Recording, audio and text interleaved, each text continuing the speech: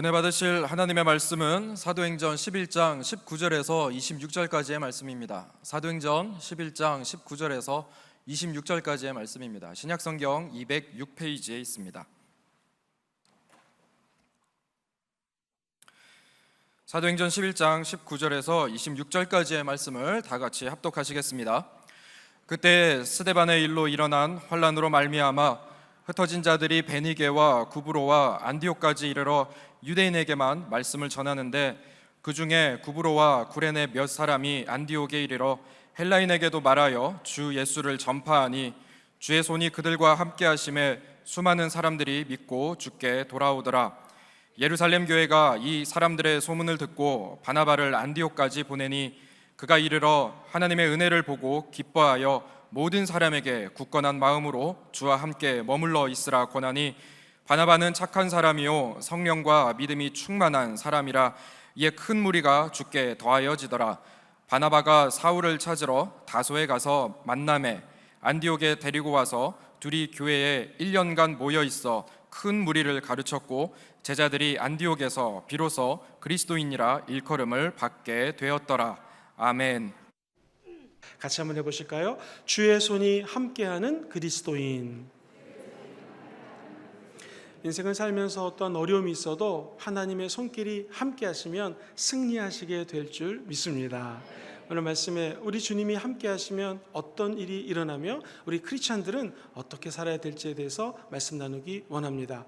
중국의 유명한 선교사님 허드슨 테일러라고 하는 귀한 분이 계십니다. 이분이 사역을 열심히 하시는데 한 청년이 다가왔습니다. 목사님, 질문이 있습니다. 무엇입니까? 제가 예수님을 이제 제대로 믿어보기를 원하는데, 목사님, 크리스찬으로 평생을 살려면 언제 정식 크리스찬이 될 수 있습니까? 성경을 얼마만큼 많이 읽어야지 정식 그리스도인이 될 수 있겠습니까? 라고 질문을 했습니다. 여러분 어떠신지요? 언제 우리는 정식 크리스찬이 될 수 있을까요? 예수 믿는 사람 언제 정식으로 예수 믿어 구원받은 사람 될 수 있을까요? 그랬더니 허드슨 테일러 목사님이 가만히 생각하시다가 이렇게 말씀하셨습니다. 사랑하는 청년, 촛불이 언제부터 촛불로서 점화가 되고 타오릅니까? 이렇게 물어봤어요. 그랬더니 청년이 불을 켜서 붙이면 불이 들어오면 촛불이 되죠. 이렇게 얘기를 했습니다. 선교사님이 미소를 머금으며 이렇게 말씀하십니다. 크리스찬이 되는 거 똑같습니다. 내 마음에 성령의 불을 붙여서 이제 나도 성령님을 따라 살아가야지 라고 믿음으로 촛불을 밝히면 그때부터 그리스도인이 됩니다 라고 이야기를 했습니다. 오늘 우리 안에 살아계신 성령님의 불을 환히 밝히셔서 촛불을 점화하시고 다들 그리스도인으로 살아가시게 되기를 주의 이름으로 축원드립니다. 자, 그리스도인으로 살아간다는 것 크게 두 가지 말씀드립니다. 첫 번째, 예수 믿고 하나님의 자녀 됐다라고 하는 것은 싫든 좋든 믿음의 훈련을 받게 되어 있습니다.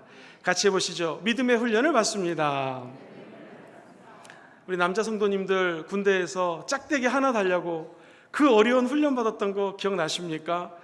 진짜 군인 되기 위해서 엄청난 훈련을 받는 것처럼 크리스천이 되기 위해서도 우리 삶에 여러 가지 훈련을 받게 된다는 것이죠.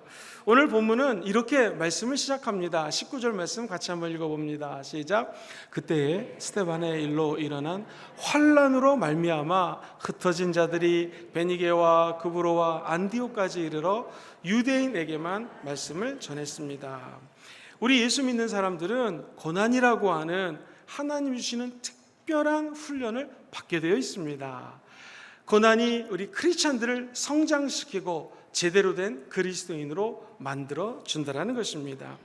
안디옥에 있는 성도님들은 자기가 갖고 있는 재산, 자기가 갖고 있는 환경, 우리 고향 너무나 좋아하지 않습니까? 자기 고향을 다 벗어나서 지금이 안디옥까지, 예루살렘을 떠나 안디옥까지 달려온 성도들의 이야기입니다. 이들은 왜 왔을까요? 왜 이사를 했을까요? 사랑하는 성도님들, 서울의 경우 한 몇 년마다 이사를 할 거라고 생각하십니까? 통계 자료에 의하면 서울의 경우 많은 서울 시민들이 약 3년마다 이사를 한다고 합니다. 물어봤습니까? 왜 이사를 합니까? 그랬더니 첫 번째, 직장이 바뀌었기 때문에 이사를 합니다. 두 번째, 자녀 교육 문제로 이사를 합니다. 세 번째, 환경이 조금 좋은 곳으로 이사합니다. 그리고 심지어 층간소음, 위에서 하도 떠들어대가지고 이사합니다 이런 말도 있었습니다. 여러 가지 이유 때문에 이사를 하죠. 그런데 과연 신앙 때문에, 예수님 믿는 것 때문에 이사하는 사람들은 얼마나 될까요? 오늘 이 안디옥 교회로 발걸음을 옮긴 평신도들은 전부 다 예루살렘에서 예수 믿고 구원받은 우리 형제요 자매들입니다. 그런데 그들이 나가서 이제 예수를 믿는다고 하면 엄청난 핍박이 다가옵니다. 첫 번째, 예수 믿으면 그냥 사자랑 원형 경기장에다가 집어넣고 싸움을 합니다. 여기서 사자를 우리 맨몸으로 이길 수 있는 사람이 얼마나 있겠습니까? 다 그냥 사자밥이 되는 것이죠. 예수 믿으면 무조건 감옥에 갑니다. 예수 믿는데 감옥에 안 가면 십자가 처형을 시킬 수가 있습니다. 그것도 십자가에 매달아 죽이면 시간이 오래 걸리기 때문에 거꾸로 매달아서, 그때는 머리를 자르지 않기 때문에 남자건 여자건 기름을 바르고 머리에다가 불을 붙이면 머리부터 타들어가고 뇌가 타 들어가기 때문에 그냥 바로 죽음을 맞이하는 것이죠. 그렇지 않고 죽이기 위해서는 십자가에 예수님처럼 못을 받고 매달립니다. 그러면 보통 3개월 이상 천천히 죽어가는데, 너무나 힘든 것은 몸이 썩어가면서 이 까마귀 같은 것들이 와서 사람의 머리를 파먹습니다. 골이 드러나고 그것까지 다 먹는 것이죠. 근데 문제는 시간이 지나면 더운 중동에서는 구더기들이 몸에서 나옵니다. 그러면 최근에 고고학자가 발견한 고대 근동 자료에 의하면 이 예수 믿는 사람이 그냥 십자가에 죽은 사람을 밑으로 내립니다. 그리고 죽은 사람과 산 사람을 같이 꽁꽁 묶습니다. 그리고 난 다음에 다시 그 십자가를 세웁니다. 그러면 이 살아있는 예수 믿는 사람이 죽은 사람으로부터 이 눈이랑 코랑 귀, 입 이런 데로 구더기 같은 벌레가 들어옵니다. 그리고 까마귀가 죽은 사람을 파먹다가 산 사람까지 같이 파먹으면서 서서히 죽어가는 그런 내용들의 기록이 있습니다. 예수 믿으면 그냥 죽음이었습니다. 그래서 이 예루살렘 성도들은 믿음 때문에, 신앙 때문에, 예수님 때문에 이사를 가게 된다는 것이죠. 사랑하는 성도님들, 우리는 어떻습니까? 미국에서 구두를 만들어서 아주 부자가 된 아주 유명한 사람이 있습니다. 브라운이라고 하는 분인데, 목사님이 한번 물어봤습니다. 어떻게 이렇게 구두 개통의 회사에서 큰 회장님이 될 수 있었습니까? 그랬더니 그 회장님 말씀 들어보세요. 저는 지금까지 인생을 살면서 첫 번째, 제 삶의 우선순위를 하나님께 두었습니다. 예수 중심으로 살았습니다. 그랬더니 하나님이 이렇게 축복을 해주셨습니다. 두 번째 우선순위는 뭡니까? 가족입니다. 그러니까 내 가족 일하고 하나님 일이 겹치면 하나님 일 했다라는 거예요. 세 번째 우선순위는 뭡니까? 내 구두 만드는 일, 구두 파는 내 비즈니스입니다. 즉, 내 비즈니스보다 더 중요한 게 가족에 관련된 일이요, 돈 벌고 가족을 돌보는 것보다 중요한 것이 하나님 일이라는 것이죠. 그분의 고백을 들어보십시오. 그랬더니 하나님이 모든 일에 형통하게 만들어 주셨습니다. 예수님 때문에, 예수 믿으면 고난이 다가올 수 있습니다. 그러나 우리 그리스도인들은 예수님 중심, 하나님 우선순위로 살면 주님이 다 모든 것들을 더해 준다라는 것이죠. 안디옥 교인들은 예루살렘을 떠난 이유가 자기 안락을 포기했습니다. 고향을 떠나갑니다. 인간관계 포기했습니다. 친척도 포기합니다. 실제로 어머니가 아프고 곧 돌아갈 것 같아도 믿음 때문에 부모님과 헤어지는 것들도 있었다라고 합니다. 그리스도인의 길을 걷는다라고 하는 것은 우리 인생에서 고난이 다가오고 핍박이 다가오고 예수 믿기 때문에 어려움이 다가올 수 있어요. 그러나 하나님의 사람은 고난을 겪어야 순금같이 정금같이 변화되게 된다는 것입니다. 얼마 전 미국의 9.11 테러 때문에 그 웅대한 월드 트레이드 센터, 세계 무역센터가 무너지는 것을 우리가 본 적이 있습니다. 엄청나게 큰 건물이 불에 타고 화염 속에 막 타오르는 것을 보면서 무지무지 마음이 안타까웠습니다. 사람들이 깔리고 불에 타서 다 운명을 달리했죠. 그런데 성도님들, 지하에 갔더니 깜짝 놀랐습니다. 무려 12톤의 금이 있었는데 이 금은 그대로 무사하더라는 것입니다. 왜 금은 불에 타지 않았을까요? 사랑하는 성도님들, 이 불은 이미 100% 순금으로, 정금으로 불을 통과했기 때문에 아무리 불이 타도 타지 않다라는 것입니다. 크리스천들에게 고난이 다가오는 것은 이와 흡사합니다. 예수 믿기 때문에 어려움이 다가오고 힘든 일이 다가오고 잠시잠깐 인생의 고통의 터널로 들어가는 것 같지만 기대하십시오. 이제 곧 터널이 끝나게 되어 있습니다. 고난이 끝나고 환한 불빛 가운데로 이 터널 끝에 환한 빛을 만나게 될 것입니다. 예수 믿은 크리스천들은 주의 손이 함께하지만 일부러 고난의 길, 어려움의 길, 시험의 길을 통과할 때가 있다는 것을 기억하시기를 주의 이름으로 축원드립니다. 예수님 물침례를 받았습니다. 그러자 하늘문이 열리고 하나님의 음성이 들립니다. 엄청난 능력을 받았어요. 그러나 마태복음 4장과 누가복음에는 공이 예수님은 성령님에게 이끌려서 광야로 갔다라는 것입니다. 뭐 했습니까? 광야에서 마귀에게 40일 동안 금식하고 시험을 당했습니다. 어려운 훈련을 당하고 고난을 직면하게 된다는 것이죠. 우리 사랑하는 성도님들, 지금 코로나로 인하여 여러 가지 사업 현장에서, 일터에서, 자녀 때문에, 부모님 때문에, 또 여러분의 건강 때문에 고난의 터널을 지나고 계신 분이 계십니까? 하나님이 여러분들을 진정한 그리스도인으로 훈련시켜 주시는 줄 믿습니다. 이 초대교회의 빌립 집사님을 자기 지역을 떠나서 하나님의 은혜 가운데 사마리아 인근 지역에 가서 복음을 전합니다. 전하기 시작합니다. 다른 성도님들은 지중해 연안선을 따라 위로 북상합니다. 그러면서 베니게와 구브로에 가서 복음을 전합니다. 그 중에 일부는 구브로와 구네레 사람들은 다시 모여서 우리가 이럴 것이 아니라 유대인에게만 복음을 전하지 말고 이제 저 믿지 않는 이방인에게도 복음을 전하자라고 마음을 먹었습니다. 해서 그들이 믿지 않는 사람들에게 복음을 전하되 특별히 헬라인에게 복음을 전합니다. 그 2000년 전에 헬라인들은 로마 제국이 전 세계를 제패했기 때문에 첫째, 신분이 틀렸습니다. 두 번째, 굉장히 철학적이었어요. 즉 논리적이었기 때문에 일반적인 복음이 잘 들어가지 않았습니다. 그런데 여기 고난을 겪은 구레네 사람들은 논리적이건 철학적이건 그것이 두렵지 않았습니다. 내가 만난 예수를 전했다라는 것이죠. 이들이 왜 이렇게 열심히 복음을 전할 수 있었을까? 앞뒤 안 가리고 예수님을 선포할 수 있었던 일은 고난이라고 하는 불구덩이를 통했더니 믿음이 자라났다는 것입니다. 그리스도인이 되었다라는 것이죠. 혹시 여기 예배 나오시기 전에 누군가가 아니 뭐 이렇게 예수 열심히 믿냐고 핍박을 하고 어렵게 만들었다면 여러분들을 통하여 좋은 일이 일어난다라는 것입니다. 고난은 오히려 하나님 축복의 촉매제가 됩니다. 고난은 우리에게 또 다른 축복이라는 선물을 안겨줍니다. 고난을 통하여 우리는 능력받게 되어 있습니다.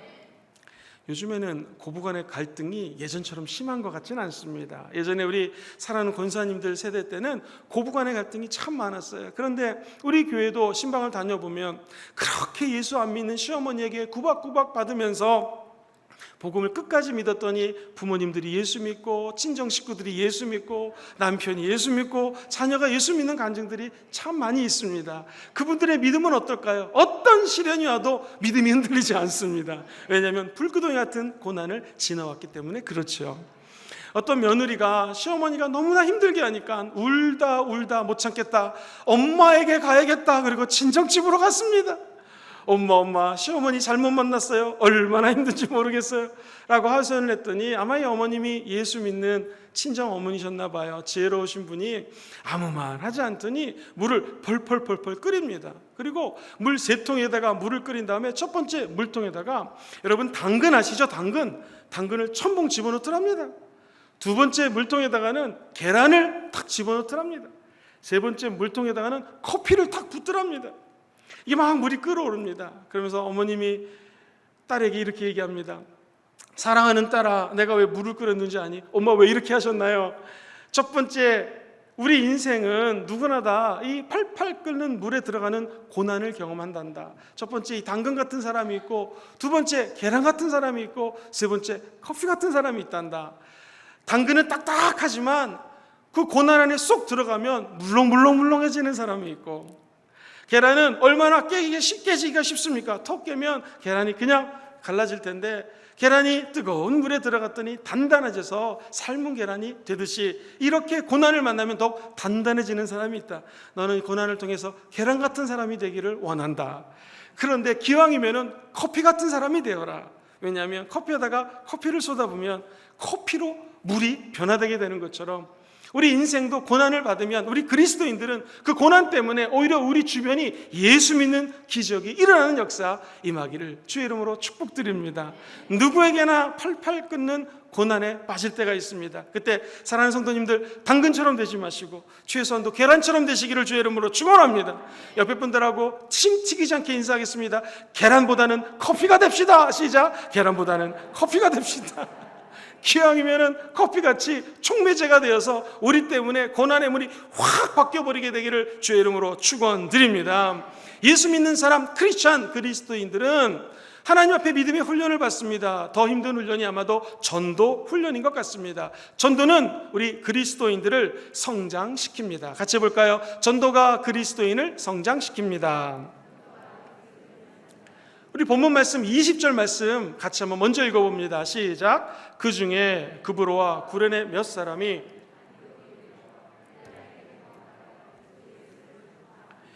주의 손이 그들과 함께 하심에 수많은 사람들이 믿고 죽게.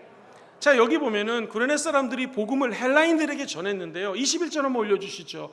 우리는 그냥 입을 열어 복음을 전하면 됩니다. 그랬더니 주의 손이 그들과 함께 하심에 수많은 사람들이 믿고 죽게 돌아오더라. 우리는 그냥 입을 열어 복음을 증거하면 됩니다. 사랑을 나누면 됩니다. 그러면 하나님이 하시는 일은 무엇인가? 그의 손이 저 여러분들과 함께 하십니다. 그러면 우리를 통하여 성경 말씀 그대로 수많은 영혼들이 구름대처럼 허다한 무리들이 말씀이 흥황해지기 때문에 예수 믿고 구원받는 기적이 일어나게 될 것입니다.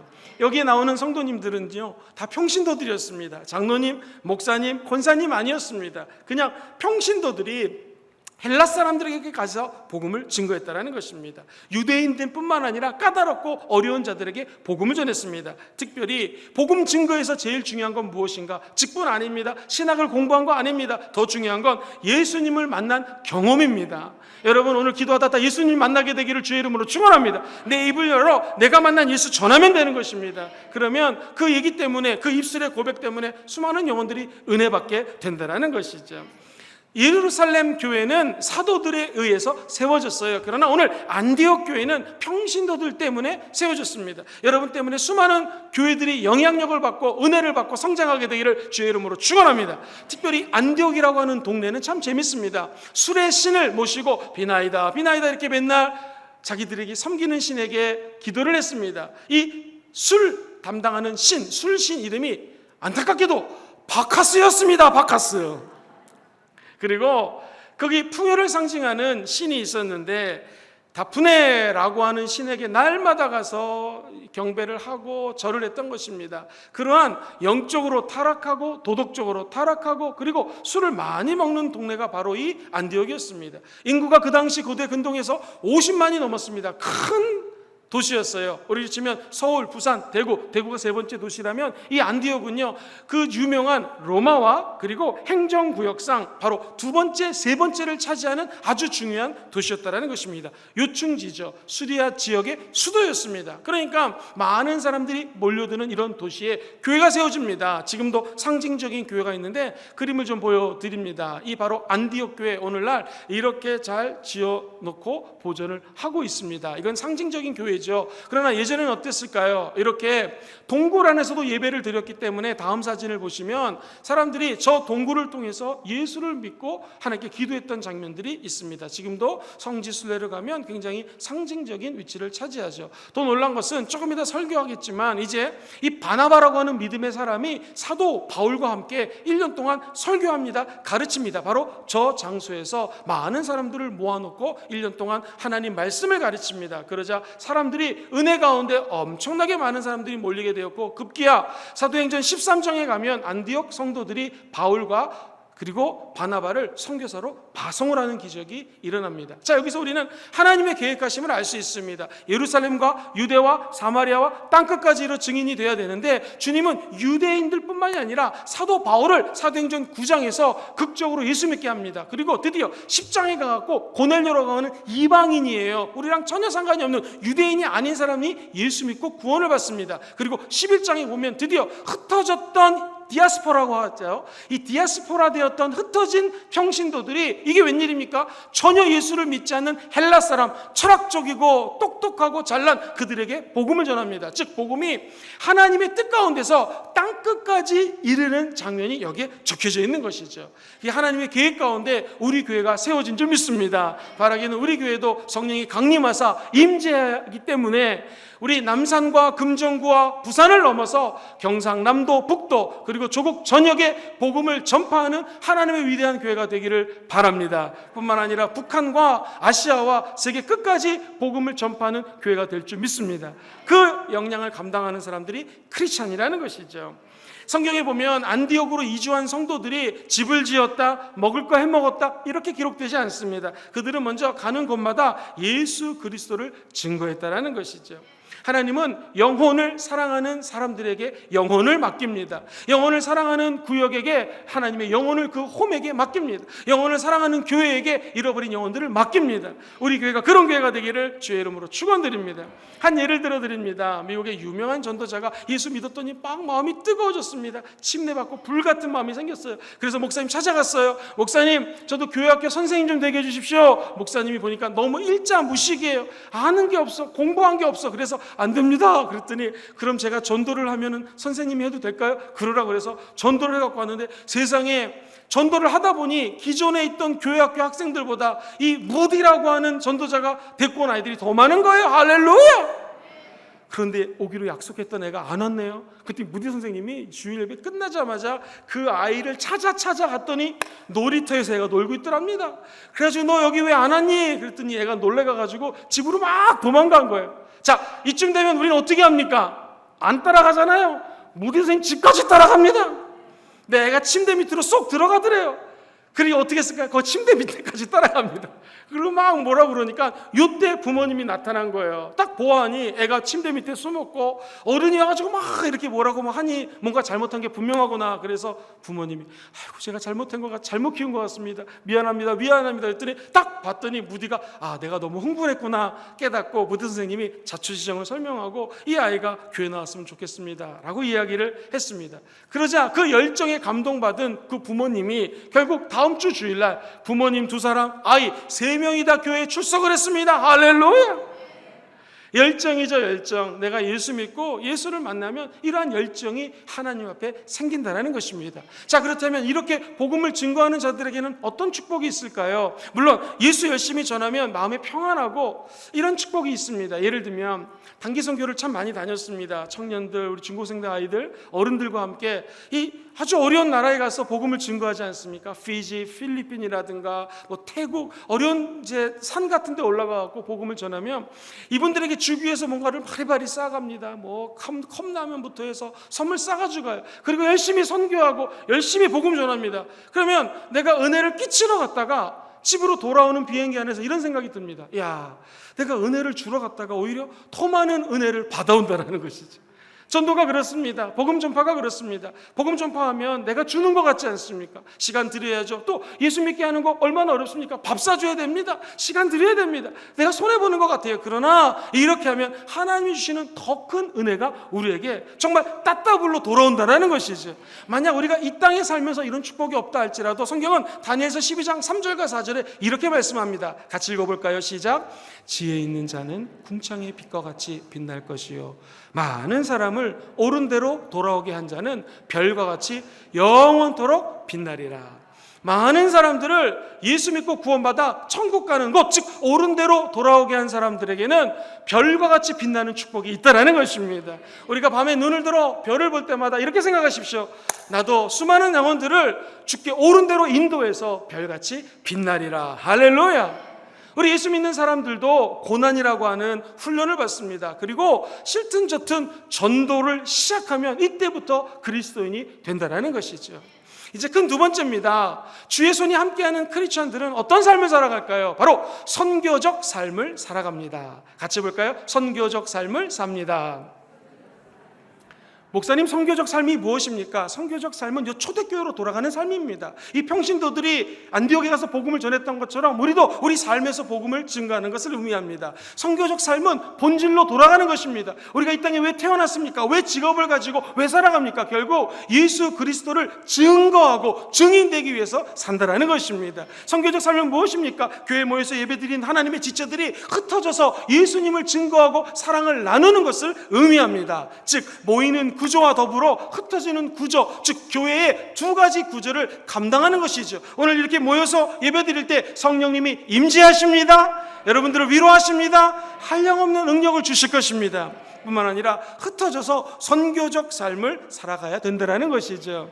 오늘 이 바나바라고 하는 위대한 하나님의 사람을 통하여 선교적 삶이 무엇인지를 한 두 가지 말씀드리기 원합니다. 이 바나바는 첫 번째 선교사였어요. 먼저 예루살렘에 있는 교인들이 자, 저쪽에 안디옥 쪽에 믿지 않는 사람들이 믿고 있다고 하니 바나바 빨리 한번 가보십시오. 그래서 파송을 합니다. 그리고 사도 바울을 모셔다가 두 분이 함께 열심히 복음을 전합니다. 엄청나게 교회가 부흥이 됐어요. 그랬더니 13장에 보면 이렇게 표현이 되어 있습니다. 같이 한번 읽어볼게요. 안디옥 교회 모습입니다. 시작. 주를 섬겨 금식할 때에 내가 불러 바나바와 사울을 따로 세우라 하시니 이에 금식하며 기도하며 두 사람에게 안수하여. 자, 2절 한번 다시 보여주십시오. 성경 말씀에 보면 안디옥 교회가 첫째 금식했다라는 거예요. 금식하는 교회였습니다. 그럴 때 성령이 이르시되 성령님이 말씀하셨다라는 것입니다. 우리가 열심히 금식하고 기도할 때 우리 교회도 성령님이 이르시되 이런 주의 음성을 듣게 되기를 주의 이름으로 축복합니다. 내가 불러 시키는 일을 해라. 바나바와 사울을 따로 세우라 하면서 파송합니다. 그런데 재밌는 것은 이 안디옥 성도들이 또 금식하고 또 기도합니다. 왜? 이 음성이 맞는지 틀리는지. 여러분 주의 음성을 들으십시오. 성령 임재를 체험하십시오. 그리고 기도로 그것을 다시 한번 확인하시고 하나님의 뜻에 따라 살아가게 되기를 주의 이름으로 축원드립니다. 안디옥 교회는 선교적으로 모범적인 교회였습니다. 이들은요 계급의식이 없었어요. 왜냐하면 당시에 헤롯 왕의 젖동생이 있는데 젖동생 이름이 귀족 출신인데요, 마나엔이라는 사람이 출석했습니다. 뿐만 아니라 아프리카 계통의 검은 흑인이 출석하기 시작합니다. 니게르라고 하는 사람인데 재밌는 것은 어떤 사람이 이 교회에 왔든 말씀으로 훈련받으면 누구나 다 지도자가 될 수 있다는 거예요. 늦게 왔던 먼저 왔던 하나님의 말씀을 공부하면 지도자로 세웠다라는 것이죠. 사람을 세우고 사람을 키웠다라는 것입니다. 바라기는 우리 교회가 그런 교회 되기를 주의 이름으로 축원합니다. 뿐만 아니라 이분들은 사랑으로 뭉쳐서 함께하는 교회였습니다. 어떻게 알 수 있을까요? 제가 바나바입니다. 나이가 많아요. 선배예요. 그런데 저쪽에 다소에 가면 바울이 있으니까 저 바울을 모셔야겠다라고 생각을 합니다. 이게 사랑이 없인 되지 않습니다. 한참 후배고 젊은 사울이라고 하는 청년을 데리고 옵니다. 사랑하는 성도님들, 얼마나 반대가 많았을까요? 아유, 저 사람 예수 믿는 거 핍박한 사람이었어. 데리고 오면 안 돼 그랬을 거예요. 바나바는 걱정하지 마십시오. 제가 책임지겠습니다 하면서 바울을 데리고 와서 함께 사역을 합니다. 바라기는 참으로 우리 교회가 이런 사랑의 공동체 되기를 주의 이름으로 축복합니다. 누가 뭐래도 사람을 세우고 사람을 양성하고 사람을 키우는 교회가 되었으면 좋겠습니다. 사도 바울이라는 걸출한 인물이 안디옥 교회에서 1년 동안 말씀 가르치다가 본인도 훈련받아서 위대한 종으로 변화됐다라는 것이죠. 사랑하는 성도님들, 우리도 이 땅에 살면서 참으로 위로가 필요하고 은혜가 필요할 때가 있습니다. 바나바라고 하는 선교사는 어떻게 이 선교자적 삶을 살 수 있었을 건가? 그는 하나님의 은혜를 눈으로 보았습니다. 자, 한번 오늘 귀한 메시지가 있는데 정말 중요한 주목해야 될 말씀이 하나 있습니다. 26절 말씀 한번 가만히 보시죠. 같이 읽어보겠습니다. 시작. 만남에 안디옥에 데리고 와서 둘이 교회에 1년간 모여 있어 큰 무리를 가르쳤고 제자들이 안디옥에서 비로소 어떻게 됐어요? 그리스도인이라 일컬음을 받게 되었다. 자, 잠깐만 말씀을 두시죠. 안디옥에 바울을 데리고 왔어요. 그리고 둘은 누구냐면 바울과 바나바가 교회에서 1년간 큰 무리들을 가르쳤다. 성도들이 엄청나게 많이 늘었다는 것을 알 수 있죠. 그리고 저 대목을 보십시오. 제자들이 어디에서? 안디옥에서. 자, 비로소 뭐라고 일컬음을 받았어요? 그리스도인이라 일컬음을 받았다. 여기서 비로소라는 단어를 주목해 볼 필요가 있습니다. 저 단어의 뜻은 뭐냐면 드디어 아니면 첫 번째로 그리스도인이라 칭함을 받았다라는 것입니다. 이 말은 뭘 상징합니까? 제가 만약에 안디옥 크리스찬이었으면 저 예수 믿어요, 저 할렐루야 구원받았어, 이게 아니라 사람들이 저에게 저 사람은 그리스도인이다 라고 비로소 얘기하기 시작했다라는 거예요. 엔 크리스토, 예수 안에 있는 사람이다, 이런 뜻입니다. 이게 왜 그랬을까요? 생각해보면 안디옥 사람들이 바라보니까 예수 믿는 사람이 틀린 거예요. 첫 번째, 저 사람들 교회 다니기 전의 모습과 교회 다니고 난 다음의 모습이 너무 틀려진 거예요. 첫 번째, 맨날 같이 술을 마셨거든요. 아까 술 이름이 뭐라고요? 바카스 신에게. 어쩜 이렇게 기억력들이 좋으십니까? 할렐루야. 맨날 가서 술을 먹고 막 이랬는데 술을 끄는 거예요. 그리고 드푸네라고 하는 이상한 여자 신 앞에 가서 풍요로운 신이라고 막 빌었는데 이게 끊어지기 시작합니다. 바쿠스라는 신이 또 있었는데 여기다도 또 절하는 것이 끊어졌습니다. 쾌락을 즐기는 자리를 떠나기 시작합니다. 그리고 사람들이 변하기 시작한 거예요. 말씀을 사모하고 기도하고 그리고 예배드리는 것이 너무나 좋아집니다. 그리고 사람들의 마음이 너무나 넓어지기 시작합니다. 이야, 예수 믿으면 저렇게 되는구나, 저 사람들이 드디어 그리스도인이구나 라고 사람들이 별명을 붙여줬다라는 것입니다. 아마 오늘날로 치면 한국 표현에 예수쟁이라고 이야기했을 것입니다. 여러분 모두 다 거룩한 예수쟁이 되기를 주의 이름으로 축원합니다. 우리가 선교적 삶을 산다는 것은 이제 오늘 예배 드리고 내일 학교로 학생들은 돌아갈 것이요, 선생님들은 학교 가서 가르칠 것이요, 직장인들은 직장 가고 사업하는 분들은 사업을 하겠죠. 그 삶의 현장에서 저와 여러분들을 보고 야, 저분들이 그리스도인이다 라는 칭찬을 받게 되기를 주의 이름으로 축원드립니다. 바나바는 어떤 사람이었는가? 선교적 삶을 살았습니다. 뿐만 아니라 그는 마음이 착하고 성령과 믿음이 충만한 사람이었습니다. 같이 한번 읽어보죠. 시작. 바나바는 본성이 착하고 성령이 충만한 사람이었습니다. 24절에 이런 말씀이 있습니다. 바나바는 착한 사람이요, 무엇과 무엇이 충만해요? 성령과 믿음. 이게 함께 갑니다. 오늘 예수를 믿음으로 말미암아 성령의 충만함을 받으십시오. 핍박자 사울이 변하여 예수 믿는, 특별히 사람들을 양육한 사람으로 변화되게 됩니다. 그것은 왜 그렇게 됐을까요? 바나바가 없었으면 이렇게 되지 않았다라는 것이죠. 여기 계신 모든 분들이 바나바처럼 마음이 착하고 사람들을 키우고 우리 안으로 끌어들이는 그러한 넉넉한 믿음의 사람들이 되기를 주의 이름으로 축원합니다. 이 바나바의 마음이 착했다. 여러분, 이 바나바는 절대로 출세지향적인 사람이 아니었습니다. 바나바는 인기지향적인 사람이 아니었습니다. 그의 후배가 나타나자 자기가 필요할 때 그 사람과 함께 사역했던 것으로 봐서는 복음주의자였고 사역을 중심으로 살았던 사람인 것을 알 수가 있습니다. 우리도 하나님이 맡겨준 일을 우리가 그냥 힘 닿는 대로 최선을 다해서 다 하시게 되기를 주의 이름으로 축원드립니다. 저는 이 바나바를 생각할 때마다 누가복음에 나오는 아리마대 요셉이라는 사람이 떠오릅니다. 성경은 이 아리마대 요셉을 이렇게 기록을 합니다. 누가복음 23장 50절 시작. 공회의원으로 선하고 의로운 요셉이라는 사람이 있었으니. 아니, 요셉은요, 예수 그리스도를 십자가에 사람들이 못 박지 않았습니까? 제자들이 다 도망갑니다. 그런데 아리마대 요셉이라는 사람이 나타나갖고 자기가 죽으면 묻을 무덤이 있어요. 거기다가 예수님의 시체를 가져다가 장사를 지냅니다. 엄청난 사랑의 사람이요, 책임감 가진 사람이었다라는 것이죠. 선교적 삶은 무엇이겠습니까? 착한 마음을 갖는다라는 것이죠. 또한 성경은 얘기합니다. 성령과 믿음이 충만하더라. 여러분, 성령과 믿음이 충만한 선교적 삶을 살게 되면 하나님이 나를 사랑한 것을 압니다. 그리고 하나님으로부터 축복을 받고 있다는 사실을 압니다. 여기에 감격해서 나 같은 죄인, 죽을 수밖에 없던 나를 살리신 주님 찬양합니다 라고 그냥 헌신하고 일하게 되어 있다는 것이죠. 그러므로 다른 사람이 뭐라고 하는 거에 시험이 들지 않습니다. 평생 시험 들지 않게 원하시는 분들은 아멘 해볼까요? 그것은 성령과 믿음이 충만하면 됩니다. 사람 바라보지 마시고 하나님이 주시는 은혜, 그분이 주시는 축복 초점 맞추게 되기를 주의 이름으로 축원합니다. 그럼 우리는 늘 울어도 눈물로써 못 갚을 줄을 알아 몸밖에 드릴 거 없어 이 몸 바칩니다. 이런 고백을 하게 될 것입니다.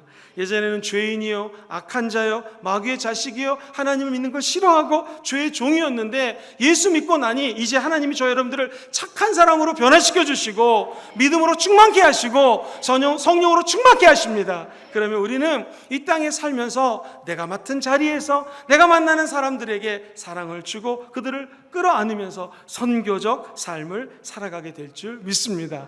다 같이 이렇게 선교적 삶을 살기 원하시는 분들은 아멘 해볼까요? 그러려면 눈을 들어 주님을 바라봐야 됩니다. 오늘 성경 말씀 23절에 기가 막힌 표현이 있어요. 제가 만약 바나바라면 드디어 예루살렘 교회에서 파송을 받아서 열심히 안디옥으로 갔습니다. 그랬더니 제 눈에 뭐가 보였을까요? 23절에 이렇게 기록합니다. 같이 읽어봅시다. 시작. 그가 이르러 하나님의 은혜를 봤다고 얘기합니다. 하나님의 은혜는 듣는 것이 아닙니다. 맛보는 것이 아닙니다. 만지는 거 아닙니다. 하나님의 은혜는 보는 것입니다. 사랑하는 성도님들, 오늘 이 자리에서 하나님의 은혜를 다 같이 보시게 되기를 주의 이름으로 축원합니다. 저는 하나님의 은혜로 한국에 있는 많은 교회들을 다녀봤습니다. 그랬더니 하나님의 은혜가 있는 교회는 사람이 조금 모여도 그 가운데 은혜가 보이기 시작합니다. 어떤 은혜가 보일까요? 첫째, 예배 드릴 때 모이기를 힘씁니다. 할렐루야. 어떻게 은혜를 볼 수 있을까요? 기도하자고 했을 때 정말 열심히 기도합니다. 뭐 큰 소리 하든 작은 소리 하든 이게 중요한 것이 아니라 온 마음 다해서 진실되게 기도합니다. 그리고 어떤 것이 보일까요? 이 은혜 받은 교회들은요, 찬양 드리고자 했을 때 열심히 찬양합니다. 박수를 치든 안 치든 그게 중요한 게 아니라 정말 온 마음 다하여 왕이신 하나님께 찬양한다는 것이죠. 어떤 교회가 은혜가 보일까요? 정말 열심히 봉사합니다. 헌신합니다. 그리고 예배를 드릴 때 액수가 중요하지 않습니다. 정말로 헌금을 정성껏 드립니다. 그리고 아멘을 잘합니다. 우리 교회 같습니다. 무엇보다도 말하는 것이 긍정적이고 착한 말을 합니다. 저는 우리 교회 와보니 우리 교회가 이런 은혜가 보이는 교회더라고요. 예배에 모이기 힘쓰고 기도 열심히 하고 찬양 열심히 하고 그리고 주를 부를 때마다 하나님의 은혜를 바라보는 성도님들인 줄 믿습니다. 지속적으로 이렇게 은혜를 받다 보면 하나님께서 수많은 영혼들이 하나님 앞에 몰려드는 기적을 행하여 주실 것입니다. 예수 믿기 전에 사도 바울의 고백입니다. 죄인 중에 죄수요, 죄인 중에 괴수요. 제가 만삭되어 태어나지도 못한 그러한 사람인데 주님이 나의 모든 것을 은혜로 이렇게 만드셨습니다. 우리도 마찬가지입니다. 지금까지 지내온 것 주님의 은혜입니다. 나의 나된 것 주님의 은혜입니다. 오늘 그 은혜를 바라보시게 되기를 주의 이름으로 축원합니다. 크리스찬, 그리스도인들은 누구인가? 이 은혜를 아는 사람입니다. 내 삶의 은혜를 볼 수 있는 사람입니다. 이 은혜로 말미암아 우리가 진정한 크리스찬으로, 그리스도인으로 거듭나게 되기를 주의 이름으로 축원합니다. 은혜 중에 가장 큰 은혜는 무엇입니까? 주의 손이 우리와 함께하는 것입니다. 주의 손이 우리를 붙들어 주는 것입니다. 아이가 넘어지면 엄마가 그 아이를 일으켜 주듯이, 아이가 자전거를 타다 넘어지면 아빠가 그 아이를 얼른 손을 잡고 일으켜 주듯이, 우리 인생에서 코로나 때문에, 경제적인 어려움 때문에 넘어지고 쓰러질 때마다 성령님이 저와 여러분의 손을 붙들어 주실 것입니다. 이제 우리가 원하는 한 가지는 주님의 기쁨이 되면 원합니다. 주님의 기쁨이 되면 선교적 삶을 살아갈 수 있게 될 것입니다. 오늘 다 성령 충만하여 은혜를 체험하는 성도들 되시기를 주의 이름으로 축원드립니다. 말씀을 정리합니다. 어떻게 하면 우리는 그리스도인이 될 수 있을까? 첫 번째, 주의 손이 함께하는 크리스찬들은 믿음의 훈련을 받습니다. 고난이란 훈련을 받습니다. 더 어려운 건 전도의 관문을 통과합니다. 그러나 이제 곧 하나님의 빛이 임하게 될 것입니다. 하나님의 손이 함께하는 크리스찬들은 선교적 삶을 살아갑니다. 그 말은 우리 주변을 예수의 빛으로 비추는 자여 내가 맡은 일에 충성을 다하는 바나바 같은 사람입니다. 그리고 마음이 선량한 사람이요 본성이 착한 사람입니다. 뿐만 아니라 성령과 믿음이 충만한 사람이 되게 될 줄 믿습니다.